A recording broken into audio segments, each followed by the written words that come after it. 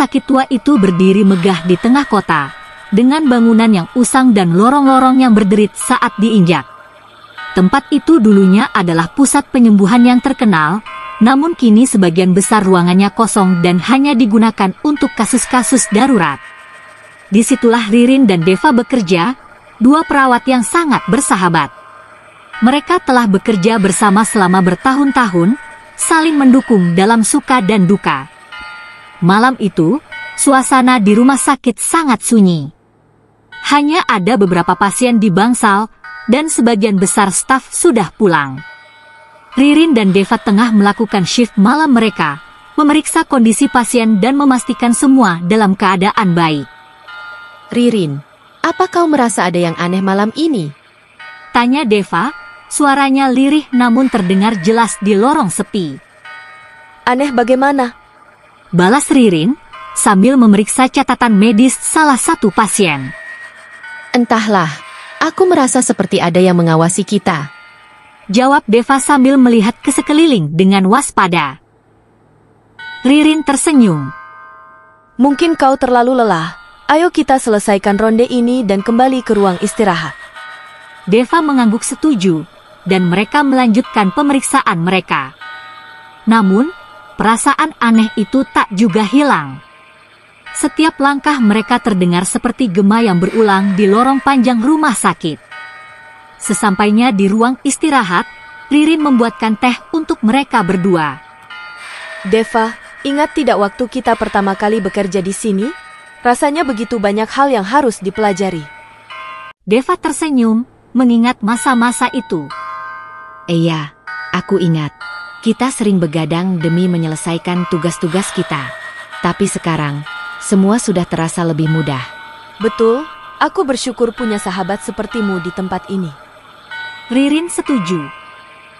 Pembicaraan mereka terhenti saat sebuah suara pelan terdengar dari lorong. Suara langkah kaki, lalu diikuti suara bisikan yang tak jelas asalnya. Mereka saling berpandangan, wajah mereka menunjukkan ketakutan yang sama. Siapa itu? Ririn berdiri dan berjalan menuju pintu. Deva mengikutinya. Mungkin hanya pasien yang gelisah. Mari kita lihat. Mereka berjalan menyusuri lorong yang remang-remang. Lampu neon di atas kepala mereka berkedip-kedip, menambah suasana menyeramkan. Sampai di sudut lorong, mereka berhenti dan melihat seorang wanita tua berdiri di sana, memegang sebuah boneka lusuh. Nyonya, apa yang Anda lakukan di sini? Tanya Ririn lembut, mencoba tidak membuat wanita itu takut. Wanita itu tidak menjawab, hanya menatap mereka dengan mata kosong. Deva mencoba mendekati wanita itu, tapi tiba-tiba wanita itu menghilang, lenyap begitu saja di udara. Ririn terkejut. Apa yang barusan kita lihat? Deva tidak menjawab, hanya menatap tempat wanita itu berdiri dengan tatapan kosong. Kita harus kembali ke ruang istirahat, kata Deva. Mereka kembali dengan hati yang penuh pertanyaan. Ririn merasa ada yang tidak beres, tapi tidak tahu apa itu. Di ruang istirahat, Ririn mengambil ponselnya dan mencoba mencari informasi tentang rumah sakit itu. Ia menemukan artikel tentang kejadian aneh yang pernah terjadi di sana, termasuk cerita tentang perawat yang meninggal secara tragis. Deva, lihat ini, kata Ririn, menunjukkan artikel itu. Kau tahu tentang perawat yang meninggal di rumah sakit ini? Deva melihat artikel itu sekilas. Ya, aku pernah dengar. Katanya dia meninggal karena kecelakaan saat bekerja. Tapi itu sudah lama sekali. Nama perawat itu, Deva. Kata Ririn pelan, suaranya gemetar. Namanya sama dengan namamu. Deva terdiam, mencoba mencerna informasi itu. Mungkin hanya kebetulan. Namun, Ririn tidak bisa menghilangkan perasaan aneh itu. Ia merasa ada sesuatu yang lebih dari sekedar kebetulan. Malam itu, ia memutuskan untuk mencari lebih banyak informasi tentang perawat bernama Deva. Hari-hari berlalu, dan Ririn terus merasa ada yang aneh dengan Deva. Setiap kali ia mencoba berbicara tentang masa lalu mereka, Deva selalu menghindar atau mengubah topik. Akhirnya, Ririn memutuskan untuk menyelidiki sendiri.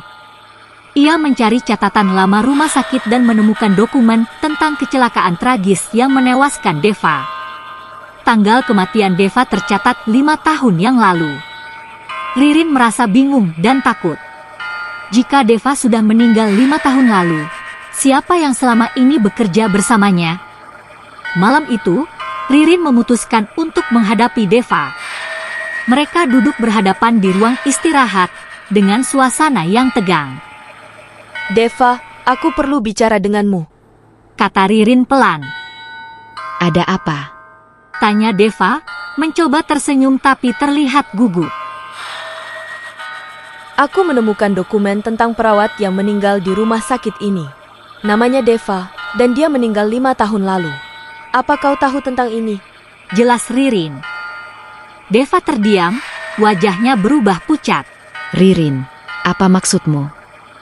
Ririn mengeluarkan dokumen yang ia temukan dan menunjukkan kepada Deva. Ini buktinya. Kau meninggal 5 tahun lalu, Deva. Kau bukan manusia. Ririn mengeluarkan dokumen yang ia temukan dan menunjukkan kepada Deva. Tidak mungkin. Aku masih hidup. Aku bekerja di sini setiap hari. Deva, lihat dirimu. Sejak kapan terakhir kali kau pulang ke rumah? Sejak kapan terakhir kali kau bertemu keluargamu?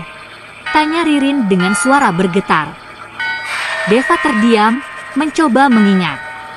Tapi ia tidak bisa. Semua terasa kabur dan tidak nyata. Aku tidak tahu. Ririn menggenggam tangan Deva. Kau harus menerima kenyataan ini, Deva. Kau sudah meninggal. Tapi kau masih di sini, mungkin karena ada sesuatu yang belum selesai. Deva mulai menangis, air matanya mengalir deras. Ririn, apa yang harus aku lakukan?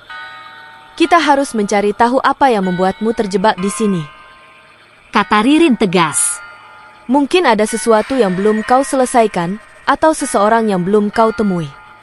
Malam itu, mereka berdua mencoba mengingat kembali semua yang pernah mereka lakukan bersama. Ririn membantu Deva mencari petunjuk tentang apa yang mungkin menjadi alasan Deva masih ada di rumah sakit itu. Mereka menemukan catatan lama yang menunjukkan bahwa Deva memiliki seorang adik yang sangat ia sayangi, tapi mereka terpisah sejak kecil. Kita harus menemukan adikmu, mungkin dia adalah kunci untuk membebaskanmu, ucap Ririn. Deva mengangguk, meski air matanya masih berlinang.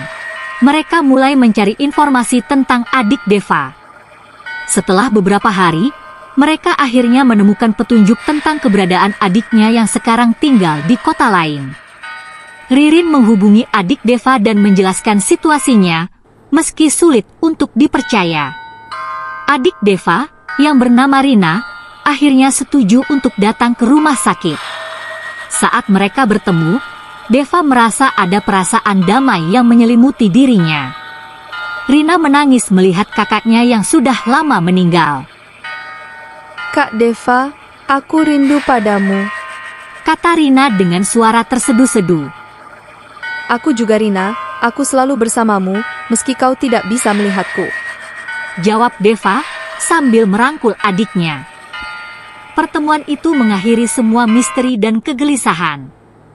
Deva merasa siap untuk pergi, meninggalkan dunia ini dengan damai. Ia berterima kasih kepada Ririn yang telah membantunya menemukan kedamaian. Terima kasih Ririn.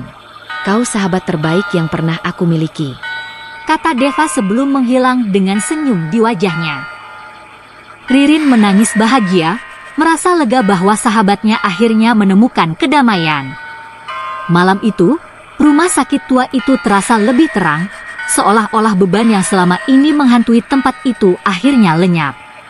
Ririn terus bekerja di sana, mengenang sahabatnya dengan rasa syukur dan cinta yang tak pernah pudar.